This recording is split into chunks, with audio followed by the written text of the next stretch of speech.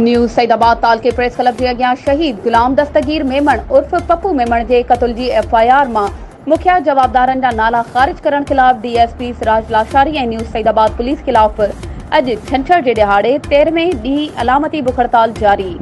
बुख हड़ताली कैंप ते शहीद पप्पू मेमण के वारसनि समेत शहरिन शिरकत कई। उन मौके ते मेमण बिरादरी के लियाकत अली मेमण, अब्दुल रज़ाक मेमण, अनवर मेमण ऐं सरदार सुहेल मेमण मीडिया के ॿुधायो त शहीद पप्पू मेमण जे बासर कातिलनि खे इलाइक़े जे बासर शख़्सियतुनि जी टेक हासिल आहे,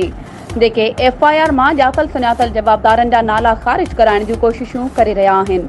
वधीक ख़बरुनि ऐं अपडेट्स जे लाइ असांजे चैनल खे सब्सक्राइब कयो